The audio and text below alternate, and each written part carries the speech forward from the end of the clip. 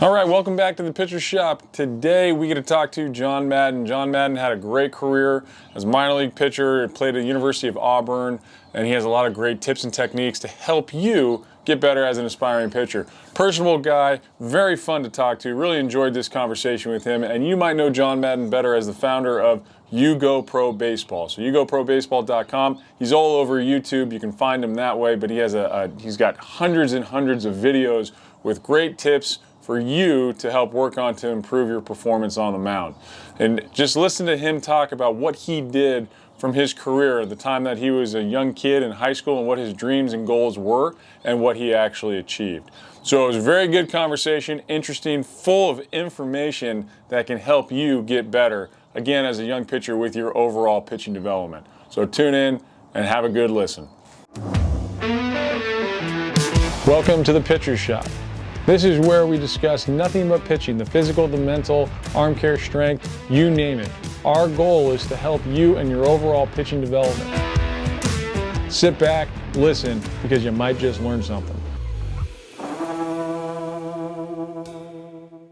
Welcome back to the Pitcher Shop. Again, what we're trying to do is bring you as much information as possible to help you with your overall development as a pitcher, both physical and mental. And we like to have a number of different guests on with all different types of backgrounds. And so you can really understand where people are coming from with a different aspect, because I believe that everything, all aspects of pitching can help you. It doesn't have to be just about mechanics. There's a lot of stuff that goes into it. And also learning from people and their experiences, I think is a great thing. And that's exactly where we want to go to today. We're fortunate enough to have a great guest on the show today. His name is John Madden. If you haven't heard of John Madden, then check out YouGoPro Baseball, and then I'm sure you're going, oh yeah, that's the guy. I've seen him before. So John, how you doing over there today? I'm doing good, Mike. Thanks for having me, man. How's everything over there? Oh, can't complain. Just a little bit about the weather, though. I mean, here in the Bay Area in California, it's cold right now, and I'm over it. I'm so soft. I can't take the cold, and it's brutal. I know you're there in Florida. How's that weather right now? Yeah, Central Florida is beautiful. It's going to be up to 80 degrees today, not to rub it in, but yeah, it's pretty nice, man.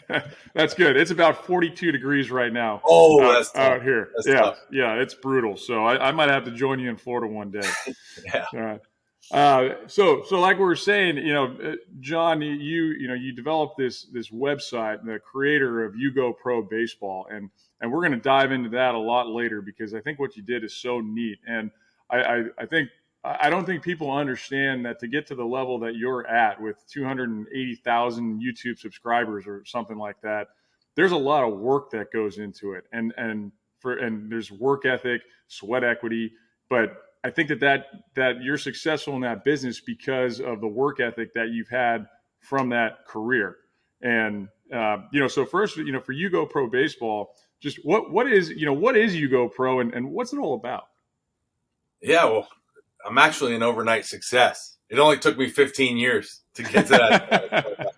But yeah, no, it's evolved over the years. I started it in 2007. I had the BlackBerry. I was playing with your boy Sam Carter. There you go, Sammy C. I love that guy. But I had the BlackBerry, and you can get your emails on the BlackBerry. And I remember just being like mind blown, because the kids watching now are like, oh, you can get email, but that wasn't a thing back then. That was the first time you could do it. And I was like, man, and I just started thinking about like where the world was going, and the internet, and YouTube was just brand new. And I was still playing at the time and started posting videos. So that's where it started. And the beginning of it was to, help younger players learn what, guys who have been through every level of the game are doing, and to get to that level. So it was just to start was to help the younger players. And now it's grown and evolved into a business. I've got YouTube. I sell programs. I sell training products, as you can see behind me. And it's been 2007. So yeah, what is that? I don't know math. 16, long time. 16 years, right? Yeah. 16 years. I'll do the math for you. Don't worry about it. Thank you. Yeah. That's the bad thing about living in Florida. Our school systems aren't the best. So that's all right. That's all right. You're doing just fine over there. Who needs math anyways? So now just like I said, we'll go back into YouGoPro Baseball, because I think what you've done there is absolutely phenomenal. Thank and you. said, but just to get there, the road to get to where you are now, give us a little background on you, just kind of, where you grew up in your high school. And I know you went to Auburn, which is great. I mean, you're in the SEC. Anybody that goes and plays in the SEC is you're legit. So, but anyways, go ahead. Tell us a little bit about your background. Yeah, so I was born in New Jersey, and then we moved down here. I was like 5 years old or something, and my parents signed me up for T-ball in Florida. And they told me, and I joke with some of my former pro players. I'm sure I told Sammy Carter this story, but my parents said, you're not allowed to quit. So, they would sign me up, and then, halfway through the season, be like, I don't want to play baseball anymore. And they, well, you can't quit. If you don't want to play next season, you don't have to sign up. And of course, they would sign me up, and then, Yeah. so they would say, how'd you get here? How'd you get to pro ball? Oh, my parents won't let me quit. So, Yeah. so that's how that happened. But I got into high school, and I really did start to find a love for the game. I actually liked basketball more than I did baseball, but scoring 2 points a game isn't going to get you a college basketball scholarship. Right. So I was much better at baseball. So I kind of focused on that as I got older. My dad, said, hey, maybe each year of high school, let's drop a sport, because I played volleyball, tried wrestling, played a little football, so every year I dropped a sport until my senior year. Baseball was the only thing I was playing. Unfortunately, I, was hoping to get drafted out of high school because I really didn't have a backup plan. I was either going to do that or be a truck driver. Yeah. And I didn't end up getting drafted. I was only in my junior year, I was topping out at 81 miles an hour, and that's not going to turn any heads as far as the scouts are concerned. Right. I really focused on it my senior year, was able to get up to that 90 mile an hour mark my senior year, ended up getting a junior college scholarship, went to an awesome junior college, went to the Junior College World Series with that team, parlayed that into a scholarship at Auburn University, had a terrible junior year. And then my senior year, something funny happened. I don't know if it's funny, something great happened, was, I had the realization one day that this may be it. This may be my last season ever playing baseball. So it was just this switch that happened in my brain. And I said, I'm just going to go balls out, and I'm going to, if the catcher calls fastball inside, I'm going to throw it with my full conviction. I'm not going to care if I hit the guy. I don't care if, I make a play in the infield. I'm not going to be worried about because that's how I used to play. I used to play scared. Catcher calls a fastball inside. I'd be like, I hope I don't hit this guy. But I said, this is my last season. Let's just go. Let's just see what happens if I do it this way. And I did that. And I had the best year ever. I led the nation in appearances. ERA, my ERA was like a 0.4 something until the last game of the season in the SEC. And I was just dominating guys just because something switched. Physically, I was the same guy. I was the same guy as the terrible junior that was playing. The only thing that changed was one thing in my head, and it was awesome. I ended up getting drafted 8th round, did well in pro ball for 5-6 years, and then ended up tearing my labrum and my rotator cuff. Tried to rehab it, but that was it. But yeah, it was that switch that really changed everything for me my senior year of college. That's a cool story and just a great journey for you. And we're gonna come back to that. The first thing that I do want to go back to real quick is you mentioned in the beginning that your parents didn't let you quit, and they said, "Hey, you know what? I don't want to play. I quit." And it's funny because I know you went a lot further than I did. I played professionally in Italy after college, but my parents did the same thing, and I wanted to quit. I remember I got hit. I think I was like 8 or 9 years old, first year kid pitch. And I remember just like standing in the batter's box and this ball's coming right at me. And in my head, I'm like, you should probably move. But I didn't because I'm stupid. So then it hit me right in the jaw. Ooh. And after that, I'm like, I'm done. I quit. I'm all crying and baby and whatever. And my dad said, no, you got to finish out the season because you made a commitment. You committed to the team. You got to finish. And then the next year, I really didn't want to play. And it was like, well, if you don't really want to, we'll talk about it. But it was the same thing. It was like, sure enough, there's my name signed up. And there was no choice. And it was like, struggled for a year or two. And then all of a sudden something clicked where it's like 11 and it's just like, I loved it and turned around and then there it is. And so, and I loved basketball too. I wasn't very good. I can relate to that, but I think you were better than I was.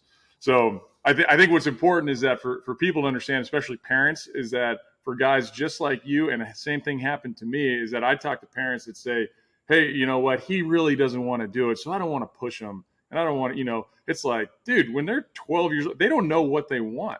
And you Right. have no idea what would happen. There's no way I wouldn't be doing this right now, sitting down with you, if my parents didn't force me to play baseball when I was 10 years old. Yeah. So you never know.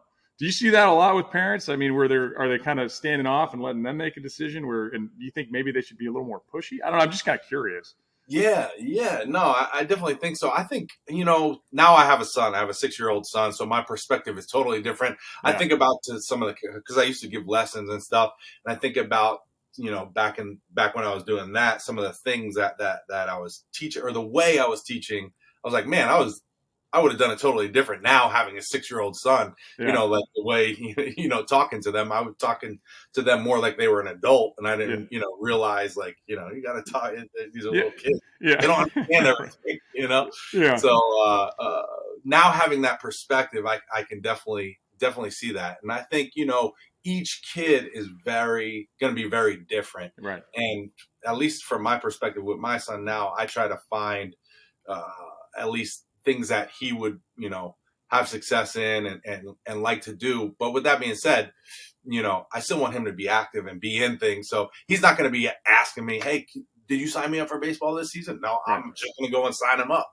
Right. And then we're going to play. That's how it is. But I'm not forcing, Right. but again, he's not asking me to quit. So I haven't crossed that bridge yet. So maybe I'll have a better answer for you down the road here. But going back to my parents, they didn't really force me. They just signed me up every year. And when, as I got older, I said, I don't want to play anymore, because practice, you got to go to practice, I love the games. I love playing and balling out on the game days, but, practice sometimes gets tough as a kid, or you want to be outside playing with your friends, right. So it wasn't really that I wanted to quit. It was just that I didn't want to go to practice that day. So I said, I don't want to play baseball anymore. So, as a parent, I think you got to kind of just notice that and kind of help steer your child in the right direction. And the biggest thing that I've learned, at least, is to provide the best environment for them. Like, environment is huge. Yeah. So I don't know if that's the best answer for you, but that's what I got. No. I think it's great, and I guess I should change my word. It's not like I wasn't really forced to do it. I wasn't dragged down there to do it either. So force is probably the wrong word, but I think it's just kind of pushing a little bit by signing up and going, hey, just like give it a shot, keep with it, and then like you said, because I've got a son and I got another one on the way here actually in about 2 weeks. Nice. And yeah, thanks. And so I'm looking at it. My perspective is changing because I'm looking at it going, well, of course I don't want to force him to do anything, but but I do want to push them and make sure that both of them are doing as many activities as possible, and then let the chips fall where they may. Yeah, just to add on to that, just a thought popped in my head. My dad was a football guy. Yeah. He played football all the way up through, and he signed me up for football when I was younger, but I didn't really take to that, and he knew nothing about baseball.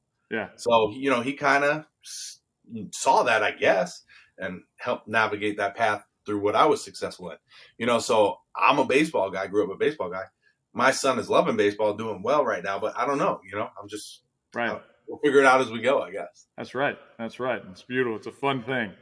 So now there's another thing I want to touch on, and I think this is interesting and very important for guys to hear, especially coming from a guy like you that played for so long. You said in your junior year of high school, you were throwing 81 miles an hour. And I think it's the reason why I bring that up is because there's so many guys that I come across, and I'm sure you've come across so many more that are stressed out and going, oh my God, I've got to throw 90 now. I need to sign now. I need to go, wherever my career's over. And it's like, dude, you're like 16 years old. And there's a lot of development physically and maturity too, that happens over the next year or two. So, so, and then you said, hey, I think you said in your senior year, all of a sudden you're throwing 90 miles an hour. Mm-hmm. So things can change and click and work differently. But I'm curious, is there anything that you did specifically to try to make that change from gain that velocity? Well, yeah, I did everything. I was working my butt off. But the main thing, like if I had to bring it down to one thing, it was I decided to eat everything I possibly could and get in the gym. So I was just rushing food. And my dad and his friends were telling me and my friends for years, you guys got to eat more, just keep eating and grow and grow. And so finally that clicked for me. I started eating everything and getting in the gym, and my body just went from a boy's body to a man's body. And that was the biggest difference. I mean, that was, and of course I did, I was running, I was sprinting, running the pole, throwing long toss, doing everything that I could to increase my velocity that way. But I think if I had to boil it down to one thing, it was definitely just my body developing into more of a man's body than a boy's body. Gotcha. And that makes sense. And that's huge, because I think that guys go, oh, I throw a lot and I'm perfecting my mechanics. I don't understand why I'm not throwing harder. And that's where a lot of guys miss, is that you gotta get in the weight room and have a plan, have a program, get physically stronger. And then you've got to put that size on. And the way you put size on is not just lifting and then taking protein shakes that have one gram of carbs in there because you want to keep that six pack and you think that putting carbs in your body is bad.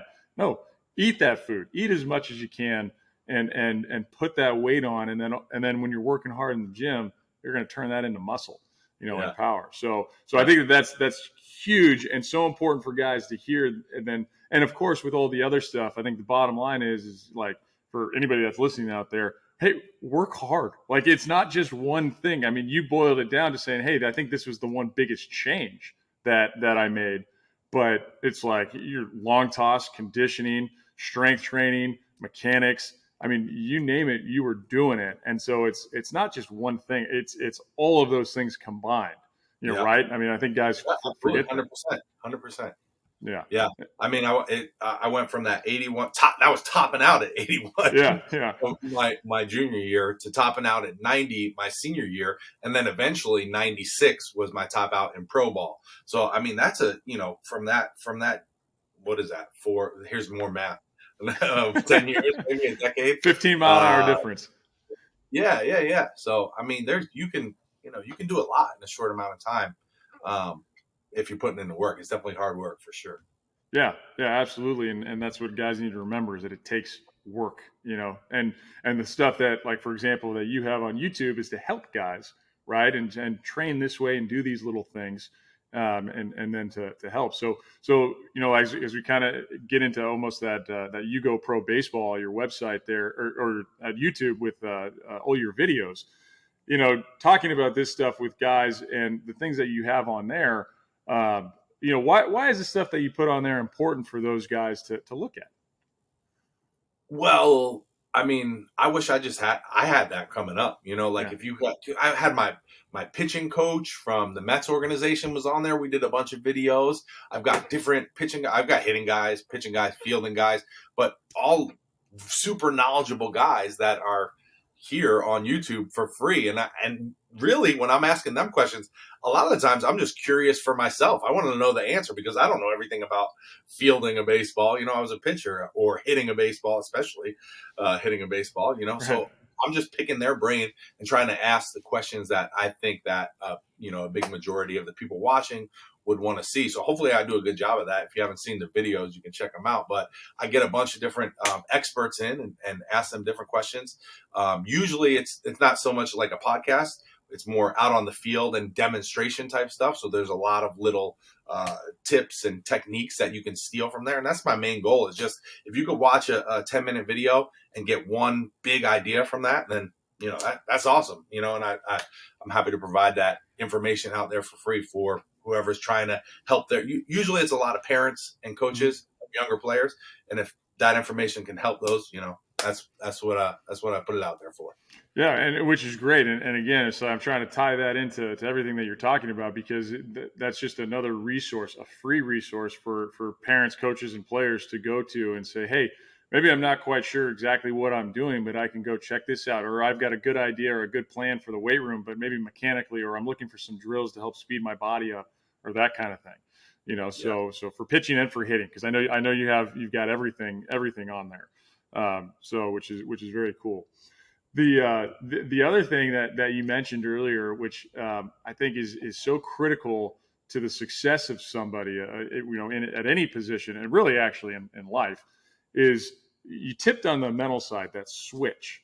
And then I think from your junior year where you said at Auburn where you're like, hey, I didn't have a very good junior year or did terrible, all right, and then senior year just crushed it, and that switch went off. How do you get guys, or do you have any advice or tips to help guys change that mindset to where, because I know exactly what you're talking about. It's like, I went through the same thing where it's like, I don't want to hit this guy, and then at some point you just go, screw it.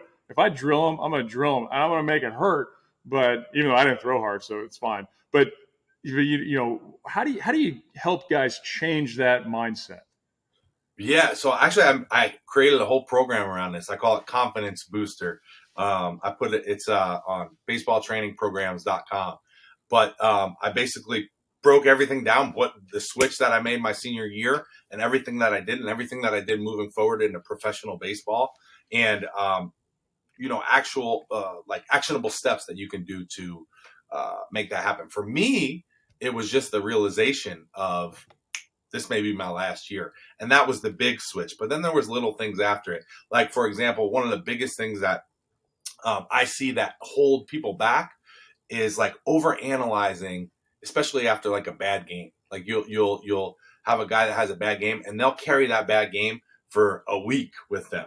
Right. When, I've got this whole philosophy and a whole system that you can use where you analyze that. You want to know, you want to have self-awareness. Like, yeah, it was a pretty bad game. Right. This is what I did wrong. You want to know so that you can fix it. Right. Yeah. But also at the same time, you have to understand what happened, come up with a plan to fix it. And this is all before you hop in the shower that night. Right. Then once you get in the shower, I like to visualize that game going down the drain.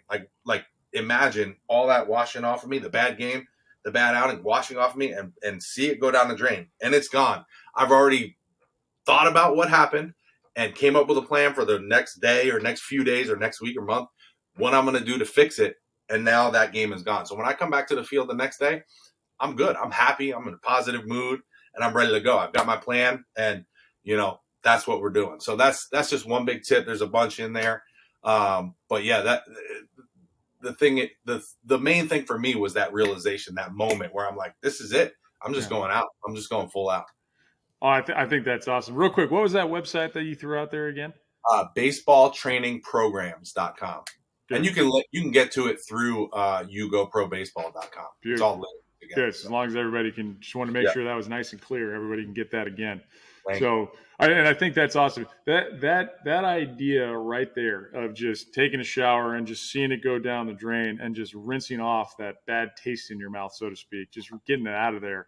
Man, that's awesome. I love that. I'm going to steal that. I'm just being honest. I'm going to steal that and use that with some of these guys because I think that's a great analogy. And what what I'll tell guys is that, look, we have a bad outing. One, that's baseball. It's going to happen. You could feel great and pitch horribly, and you have no idea, right? And that's what's beautiful about baseball too. And then it's like, hey, our build on, work on. We've got to. If you look at everything, we're like, I failed, I sucked. Well, we got to change that mindset to say, hey, what did I learn today?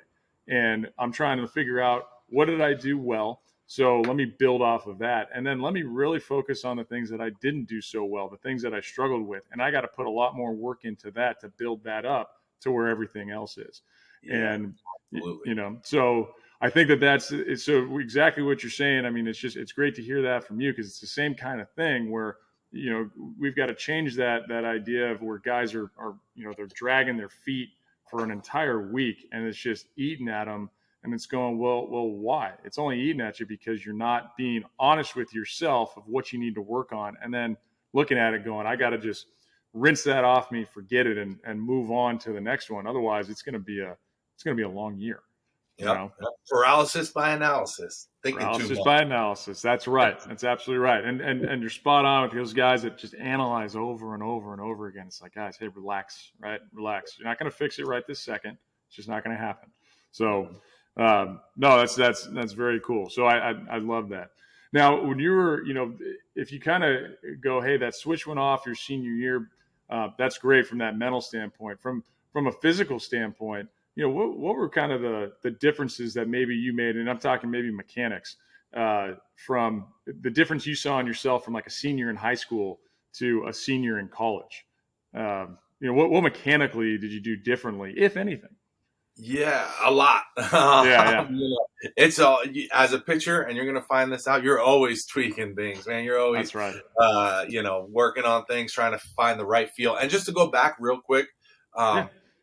um, from the mental side, it was a feeling that really made me change. I remember it. I was fielding a ball, and I threw it. I was scared. I had that scared feeling in me, and I overthrew first base, threw it into the stands. It wasn't even close. And I was like, you know what?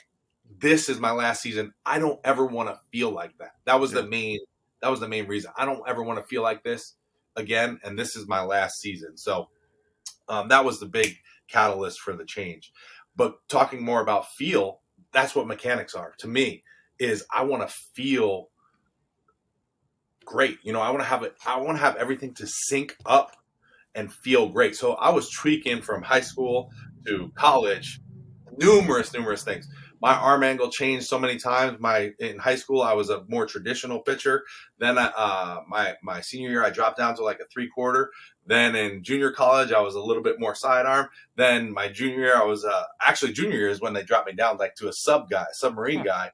And then my senior year, I came up like straight sidearm, and that's where I had like most success with straight sidearm. And then obviously trying to tweak the timing and the feeling within the new arm angles. It was a nonstop process, and it was an evolution. So I didn't want to just get stuck into one mold. I wanted to, just feel it out and see what was working best for me. When I did find that natural sidearm slot, a lot of the big moves stopped, and it was more of trying to feel the timing and the efficiency of transferring all my energy. So when you finally got to that sidearm slot, and because you said the word natural, did that, out of all the arm slots that you had, did that just feel normal? Just felt the That best. felt normal. And it was actually my pitching coach my senior year at Auburn, the year that I had a great year. He put me, because he was recruiting me. So he recruited me out of JUCO. So in JUCO, I had high school. I was here at JUCO. I started getting lower. So I wasn't straight sidearm, but I was a lot lower than where I was in high school. And he was he was at a different school. He was at UNC Asheville. Yeah. And he was recruiting me. He wanted me bad to come play for him. And I loved him. Awesome coach. But I said no, because obviously Auburn is SEC, and they had a beautiful, I couldn't not go. But ends up he gets the job at Auburn the next year as the pitching coach. So I come in, and he comes in, and he's like, "Really, bro?" I was like, "It all worked out. We're here together." Yeah, right. Yeah. So anyway, he ended up being my pitching coach for my senior year. Awesome pitching coach, and he got me out at shortstop and was hitting balls to all the pitchers, and we were fielding, and he was video recording, and he brought me in the office. He was like, "Look at where you're throwing this ball from shortstop," and I was straight sidearm right here. He's like, "That's your natural spot." He's like, "That's where you look good. Like you're throwing that ball good." He's like, "Let's try," because I was at this time still submarine. He was like, "I want to bring you up, man, because that's where I was recruiting you. That's where you were dominant. Obviously you were terrible last year. So let's figure this out," and he brought me up, and that was a huge, that obviously I had the best year of my life that year. Right. So it was a huge success. No, and that's why I wanted to bring that up, because I deal with guys all the time, and it's funny that you say he's hitting ground balls at shortstop. Here in this facility, it's like what I'll do with guys, especially when we start. It's like I'm gonna throw you like a little bit of a pop fly, or I'm just gonna roll you a ground ball, and I just want you to throw it to the net back there and just see how it is, and then see that if they're like throwing, maybe low 3/4 from there, but then they start pitching and they're like straight up over the top. It's like, well, what are we doing? Why? And it's like, oh, well, I was told to throw this way or taught to throw this way. So the biggest thing is that natural arm slot. And I think that's so cool to hear that you went through like 5 different arm slots before you found the one that felt the best. And so the best piece of advice I can take from that is like, guys, let's work and always tweak, because you're right. That's what we're doing as pitchers. We're always trying to get a little edge and fix something here and getting a better feel. But let's find that natural arm slot first as best we can, and then build off of that. And that'll just accelerate that development, in my opinion. Yeah. Oh yeah, absolutely. I agree 100%. So no, I think that's cool. And just, to hear that story of just your transition from it. I mean, I think it's important for guys to realize that look, it went from your high school year, you're talking about like junior year at 81 miles an hour, to then get into your senior year. So in a 5-year period, basically, senior year at Auburn, and finally getting that arm slot that felt natural and comfortable. And then there you go. And then the rest is history. The change in the mindset with that switch going off of saying, hey, I'm getting after it because this could be my last year. What do I have to lose? And I think that's the right mindset to play with, because if you play scared, and we all go through it. Everybody, I don't care who they are, at some point in your career, you've played scared, and you just got to get over that hump there. So now with guys that are, they're saying, hey, I want to gain velocity, and of course we know velocity is king, and it's important. If you don't have velocity, like you said, right, 81 miles an hour is not going to cut it, and we know that. But do you think that some guys are losing sight or track of how to pitch and solely focusing just on velocity? I got to throw as hard as I can. And is that a good thing or a bad thing? Yeah, no, 100%. Yeah, I definitely think, to me, I always looked at velocity as two things. One, to get noticed. Right. And then two, as a tool that you can use to pitch, not just to throw, For me, the way I look at pitching now is you want to disrupt the batter's timing and balance. If you could just think of those two things, like if you break down pitching to its simplest thing, if you can mess up the batter's timing and balance, you're going to be successful. I don't care how fast you can pitch. Mm-hmm. It's about mixing up his timing and balance. So, for example, if I'm trying to mess up a batter's timing, I want to throw a fast pitch and a slow pitch. So if I can throw two different pitches, at least two different pitches that look the same and are going to be different speeds, then I can mess up his timing. So that doesn't mean you have to throw 100. That just means you have to throw, faster and slower and make it look the same. So that in that regard, I can mess up his timing.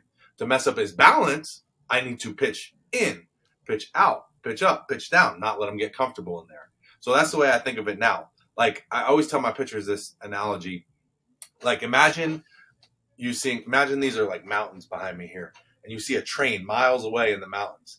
And the trains, I don't know how fast trains go, but they go fast. But in that mountain, it looks like it's going slow, right? Right. Take that same train going the same speed and put them right here, coming right in front of you. It looks like it's going so fast, right? The baseball is the same thing. The distance from the eyes is going to play a role in how fast they perceive that pitch as well. So now not only are we mixing up our actual velocity to mess up their timing, we could also mess up their perceived velocity by throwing pitches closer to their eyes or further from their eyes. So now if I really wanted to mess up their timing, I could throw a fastball up and in, and then a changeup or a slider or a curveball low and away.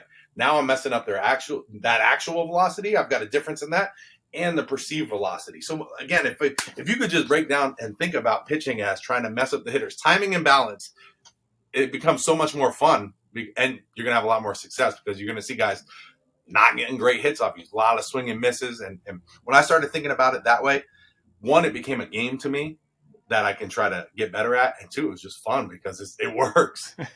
Right. So, and I think that the perfect word that you just said there was fun. And that's what guys got to understand. Pitching really is fun. And if you can, and it's like everybody's so focused on velocity where I got to throw it as hard as I can and max effort on every single pitch. It's like, no, you said it so beautifully. No, it's about messing up the timing, right? Like a hitter's job is to try to time the pitcher. The pitcher's job is to mess up that timing. It's about as simple as that. And so it's refreshing to hear that, yes, of course, velocity is important and we need to get noticed. We need to throw hard, or we want to throw hard, but to use that as a tool and think of it that way, of that, hey, I'm going to go ahead and take a few miles an hour off this fastball, and now on this one, I'm going to ramp up. And then the idea of that effective velocity to where I can throw that fastball that's up and inside. And if I'm throwing 90, it's like 95, but then now I'm going to go slider away. And now, instead of that, if I threw a fastball at 90, instead of that slider being 83, it's like a 7 mile an hour difference. Now there's what's that? 7 and 5, 12 mile an hour difference. And you're messing up guys that way. So that's great to hear that. And such good information. I think that is so valuable for guys to just understand that, look, when you can do that, it's fun. And you Oh, can enjoy it and get guys out, watch them miss the barrel, watch them get frustrated. I mean, because, yeah, go ahead. When that really clicked for me, it was when I was in low A, so disrupting the batter's timing and balance. I remember I came out there and I was a max effort guy. Like I was trying to blow by guys, 96 mile an hour was like a power sinker. And so I had a lot of success with that. But when it really clicked for me, I was in low A. My pitching coach called time. I had a runner on. I was struggling a little bit. He comes out to the mound and he goes, "Hey, Johnny, throw him the dead fish." I go, "What the hell is a dead fish?" And he goes, "Throw him that nasty sinker you've been throwing, but pull your thumb up a little bit and don't throw it as fast as you can." He goes, "Throw it in there, let him roll over it. We're going to get a double play out of the inning." I go, "All right." So he walks back to the dugout. I pull my thumb up just a little bit, and I threw it in there, not as fast as I could, not max effort. Sure enough, the thing kind of just sank and was a little bit slower. It wasn't a change up, just a little bit slower. The guy rolled over it to the shorts. I'm literally watching this ball bounce by in amazement. First stop, flips it over, boom, boom, double play. I start walking in the dugout looking at him, and he's dying laughing. The dead fish. Yeah, the old dead fish. How about that? So, oh, that's hilarious. I love that. So, and I think it's great to just kind of to hear that kind of stuff to where it's like even the pitching coach is coming out there and having fun with it and just not so serious. And that's important if there are coaches listening out here. That's equally as important as the guys to the pitchers to actually be relaxed. As coaches, like you got to have a good feel too and go. I can't sit there and yell at this guy and you got to do this or this is wrong. We need to have a better feel of who's out there, what the situation is, and then really address that and have a conversation more than that. Absolutely. He could have came out there and go, "What the hell are you doing? You're doing terrible." Because I was, I was struggling. He could have easily done that, and I would have been, I probably would have been like, "Oh man, I got to get this guy out now." Instead, he gave me an actionable tip that I could use to try to get the next guy out, and he was positive, he was being funny, lighthearted, and it worked. Yeah. Yeah. Not only did it work there, but I used it many times after that. So it was just an awesome moment from a coaching perspective too. Yeah, no, and you're right, and I think that's great. And I remember similar, like when I was playing in Italy, there was a guy that had pitched in AAA for a lot of years, and he came out to the mound instead of the pitching coach. He came out one time because I was struggling and I'm all pissed off because it's like my mindset was like, man, if I suck right now and I'm pissed and like whatever. And he came out and he told me some joke. I don't remember what it was, but I remember he told it to me and he just stared at me. He just stared me right in the eyes. He didn't say a word after it, didn't crack a smile. And I'm like, I'm trying to figure it out. I'm like, is that a joke? Does he have advice for me? Is he what's he doing? And then he just turned around and walked away. And I was so confused, but it took my mind off of what was happening, and all of a sudden I'm sitting there thinking like, Ryan, what the hell was that all about? And then I'm like, well, I guess, okay, well, I guess I'll go ahead and pitch now. But it got me to relax. And then the next thing you know, it was the same thing. It was a ground ball to third baseman. The guy threw it to first. And then the next guy, popped up or something. And so it's like, and for me, and that was later, when I was almost done. But for me, it was the same kind of realization where it was like, I don't have to be that serious all the time. And I can have fun. And then going off of just coaches, it's like you don't have to sit there and go crack a joke or something, but just you don't need to go out there and tell a guy he sucks or you're pitching like crap because the guy knows. I mean, everybody, So, no, so I think that's important for those coaches to understand and players to understand, to have fun. And so I guess if you had a tip for a guy who's on the mound that's struggling like that, what would you try to get them to kind of focus on? I like, for example, I try to tell guys, hey, focus on missing the barrel. Like that's it, right? We're trying to, if we can get that ball to move and move late and just miss that sweet spot, that's kind of our job in a way. Do you have any kind of advice that you tell guys to kind of get them back on track? Yeah, absolutely. But just to go back real quick, that reminds me of the scene in Bull Durham when they come out and have the mound meeting, and he's like, "This guy needs a chicken or something." This guy doesn't know what to buy him for their wedding gift. He's breathing out of his wrong eyelid. That's right. All right, turn two. which is great. And if you haven't seen Bull Durham, you need to go watch it. I don't care how old you are. Go watch that because it is an absolute classic, and that'll give you a good idea of what baseball really should be. You know, Yeah, absolutely. But to answer your question, I think when a pitcher is struggling out there, I learned this from Dr. Tom Hansen. He talks about the ABCs. It's act big, breathe big, and commit big. So when you're in the moment and everything's speeding up and your heart rate's going 1,000 miles an hour and you feel like your vision is like shrinking in and stuff, and you can't slow anything down, I just always remembered ABC: act big, breathe big, and commit big. So act big is just like someone who's not acting big is going to be like slumped over, like, oh my God, they're crushing me. This is terrible, whatever. Someone who's doing well or pitching well is going to be standing up there, confident on the mound, having that mound presence. So act big. You always want to act big. Even if you're struggling, act big, because if you act big, you're going to start to feel better. And some of that energy is going to come to you, the big energy. Breathe big. Breathing is a huge one, especially when your heart rate starts going crazy and you're in that moment and you're like, oh, what am I doing? Breathe. Deep breath. That's going to slow everything down, slow your heart rate down, slow your movement down. Okay. Use that energy, funnel that energy into the next pitch versus freaking out while you're just standing there, you know? And then the third one is commit big. And that goes back to that big thought that I had my senior year. Is just, if the catcher calls a fastball inside, commit to it, throw that sucker. You know, who cares about the outcome? You have to have full conviction, full belief in your heart and your mind that you're going to execute on that pitch. So ABC: act big, breathe big, commit big. great piece of advice right there. A great piece. And I love especially the idea of throwing with conviction. And that's what guys really need to understand. But we can't get there without those other two pieces of the puzzle. So that allows you to be able to focus on that task at hand, which is executing that pitch, but then throwing that with some meaning, some conviction, and just getting after it and letting that thing fly. And I think that's the biggest thing for guys, is that when you can reach that realization where it's like, hey, I'm just going to rear back and fire, and whatever happens, happens. That's a great thing. So with those guys there that are going, hey, I need to fix my mechanics, just to kind of tie into that, because I believe that, you know, if you're going to throw that pitch, you just need to throw it, and mechanics go out the window. It's like, let's just see what happens. So for guys that are focused on thinking that, hey, I have to have perfect mechanics in order to execute my location and in order to pitch well and have success, versus that, just kind of that mindset, what do you say to those guys where it's like, hey, you know, because I don't think you have to have perfect mechanics. Of course, we're trying to tweak them.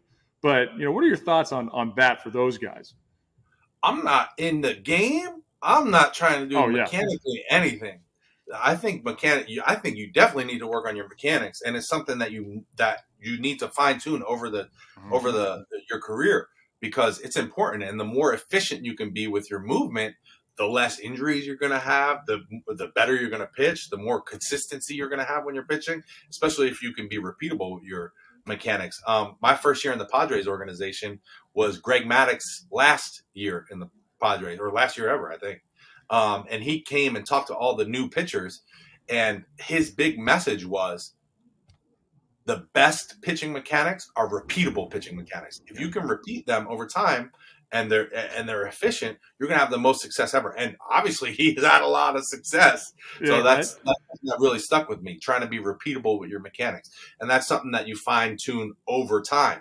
But in the game, in the moment, when I'm trying to execute that pitch, I'm not thinking, I got to do this and do that. But that's the word I've done that before, and it doesn't work so well, because you have to have that conviction. Like you're saying, it's this thought, like, I want to see that pitch happen and do it. I used to visualize. So like I would just take a second before each pitch and see it happen in my mind. Like I would see it like, boom, hit that target where I'm trying to say, let's say fastball inside, because that's the biggest one. You know, everyone's always scared of hitting the batter.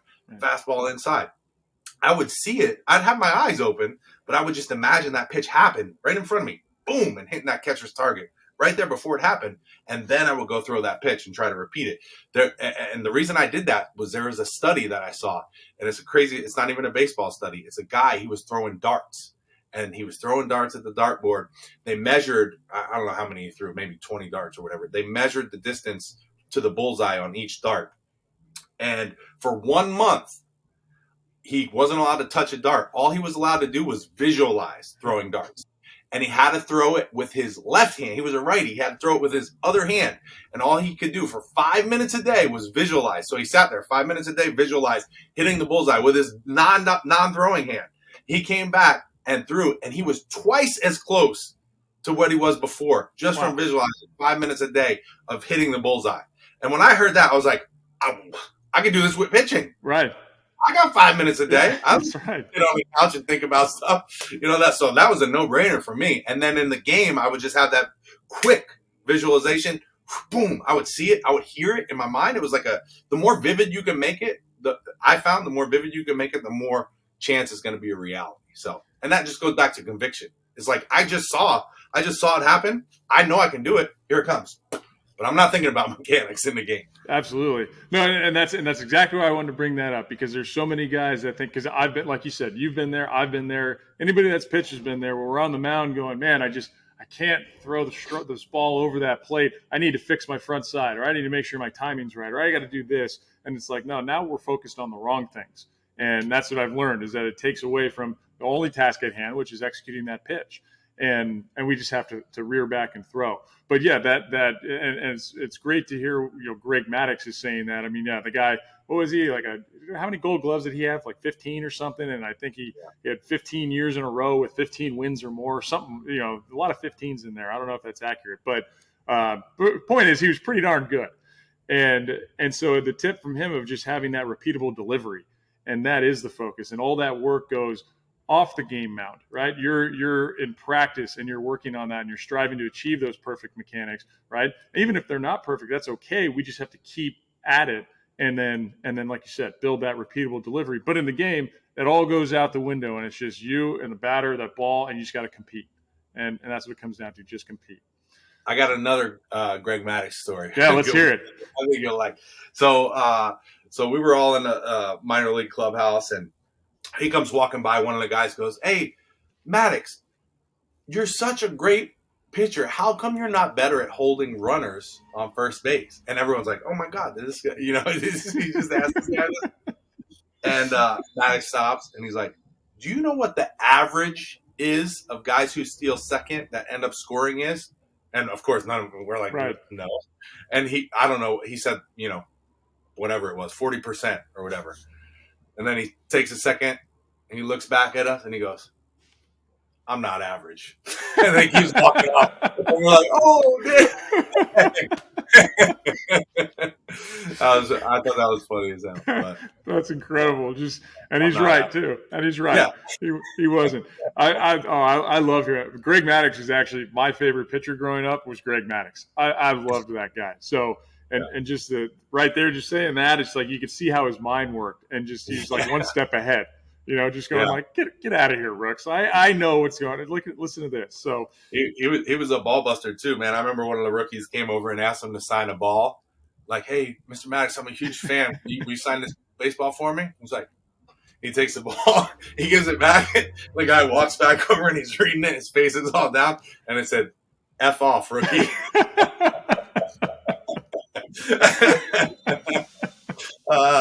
He was cool. He was a super cool guy, super nice, but he would definitely bust your balls for sure. Yeah, which is exactly what you need, and that's fun. That's fun. Again, that's all goes back to the whole idea of baseball. It needs to be fun. I mean, if you're not having fun, what are you doing? So that's great. So I know I've taken a lot of your time here, and I mean this has been so much fun for me. I hope you've had a good time over there too. And absolutely. I want to end with two things. One is for YouGoPro baseball. What do you have there now that you're offering? I mean, I think you touched on it earlier when we said, but you got a lot of products and training stuff. I mean, what are people going to your website for? What do you have? Yeah. So obviously the YouTube channel, a lot of free videos. I think I've got probably over 1,200 videos up there now. So you have, you got a lot of resources there. Definitely check that out. That's YouGoPro Baseball on YouTube. Then I've got the programs, which is baseballtrainingprograms.com, which has got like the confidence booster, my pitching program, bunch of different stuff there that you can check out. And then the main thing that I'm doing now is selling products, training products. You can see these gloves behind me. I got a bunch of training gloves. These right here are really cool. K47, 7-inch training glove. A lot of infielders love those. Tons of different training gloves, a rope bat, connection balls. Got a ton of stuff, more than you can see behind me here on the website, yougoprobaseball.com. And that all started from when I was putting the videos out, people were asking me, what is that thing that you're using? So I started carrying a lot of the things that I was using in the videos. And, I said, instead of sending them to the manufacturer or whatever, let me just be the guy who can send it straight to you quicker. We pride ourselves on customer service. I answer the phone all the time. I think when you texted me, I texted you back in pretty quickly. So we pride ourselves on that. And just offering a great,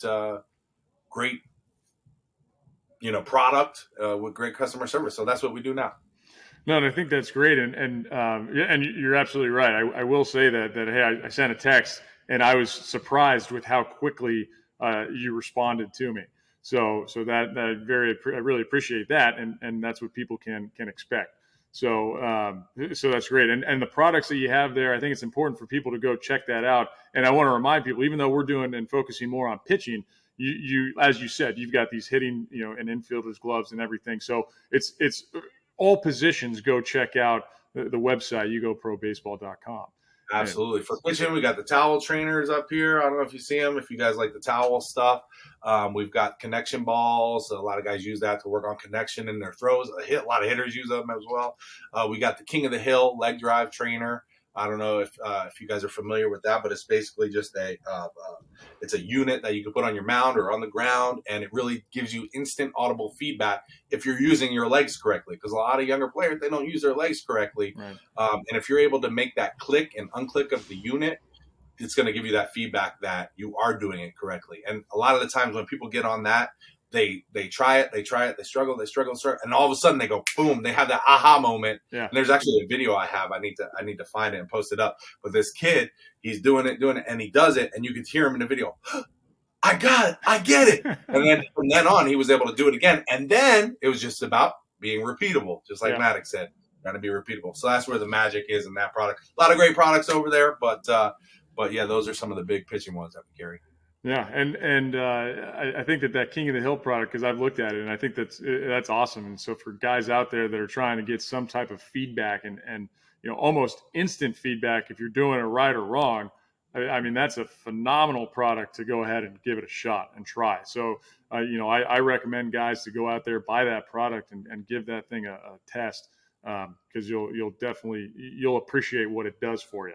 The last thing, John, is as we kind of go our separate ways here, for guys that are trying to get to that next level, right? We need to do the right training. We need some training products like you have there that can help guys advance their career. But what's the best, I guess your best advice for guys that are young and trying to go, hey, I really want to pitch at the next level, whether that's, 8th grade going into high school, freshman to varsity to college. What's the best thing you can leave them with?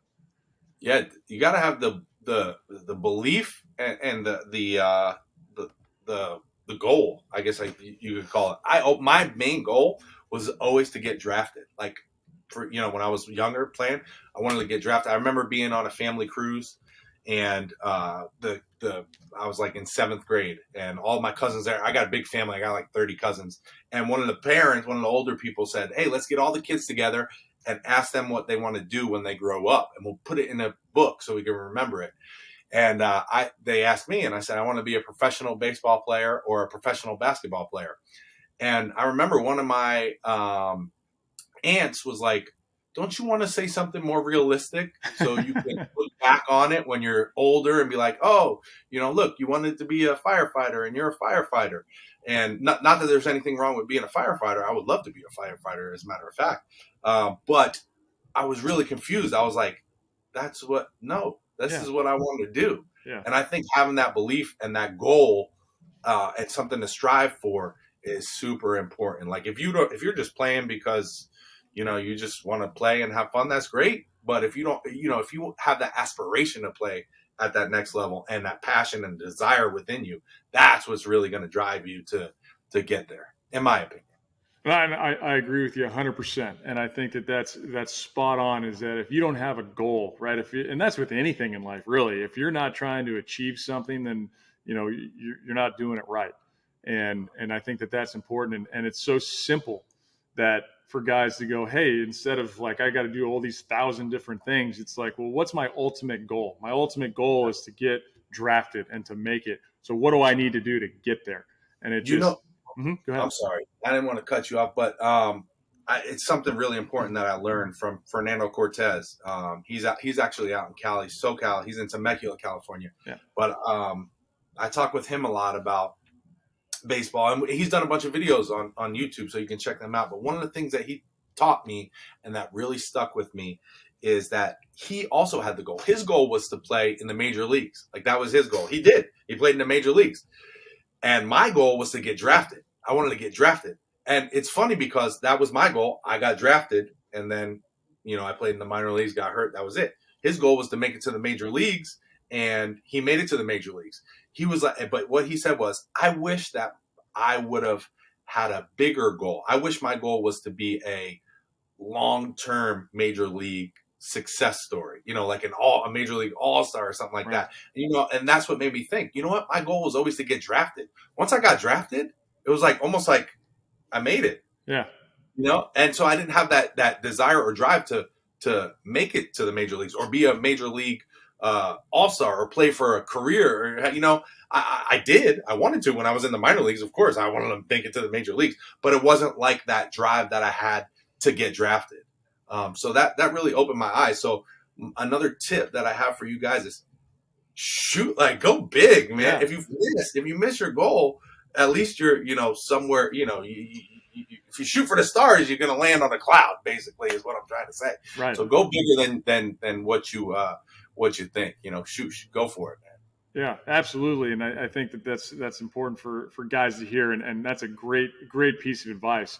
So, so I want to go ahead and we'll kind of, I guess, end this conversation. This has been great. And what, guys, I want people to take away from your story is that we're talking about work ethic, goals, and time, and that you're looking at your story from 81 miles an hour as a junior in high school to 96 mile an hour as a pro guy.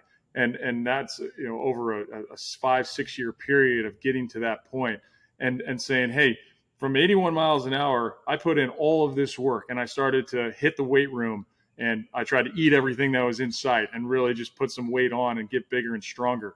I tried to perfect my mechanics and just kept tweaking every single year for years until you got drafted and still started tweaking things from that.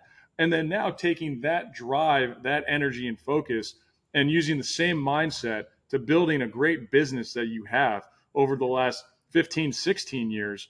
And I think that's what's great about a guy like you, John, is that you took what you did in baseball and you continue that in life. And what's so important for these guys to understand is that, hey, there is life beyond baseball, but have that baseball goal and try to achieve that. And after that, if the farther you go, man, the easier a lot of things are going to be and get, because that mindset doesn't change. You take that with you. And that's a separator in baseball and a separator in life, in my opinion. Absolutely. So, all right. Absolutely. So, all right, John. Well, hey, this has been great. And I can't thank you enough for your time. I'm just so appreciative for you to be generous with your time and your insight and to help all these people that are listening to help get them on track and have a better goal in mind and to learn from you as a great example. So thank you for coming. Oh, thank you. I appreciate you having me. And make sure you give Sam Carter a big hug for me. I will. I'll see him soon. I know. I will. I absolutely will. So, Sammy C., I'm coming for you. I'll give you a hug. Straight from John. So, all right. Well, I appreciate it. Have a good one. All right. Thank you. You too. So again, check this out here at the Pitcher Shop. Right, you can check us out at thepitchershop.com. We've got YouTube, Twitter, Facebook, Instagram with the handle at the Pitcher Shop. Again, go ahead and listen to this and see what you can take from John and his advice and how you can implement that into your daily and weekly routine and try to achieve that goal. You guys have a good one.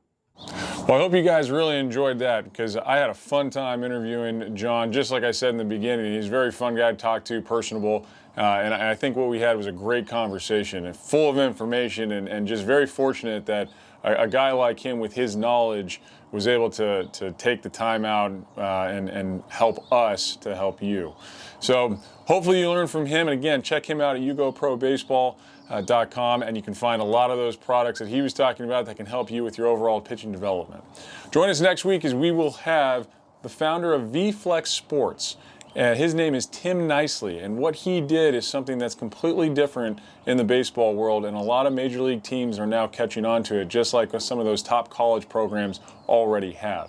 So tune in to find out what his product is and how it can help you with your pitching development on the mound and command the strike zone. We'll see you next week.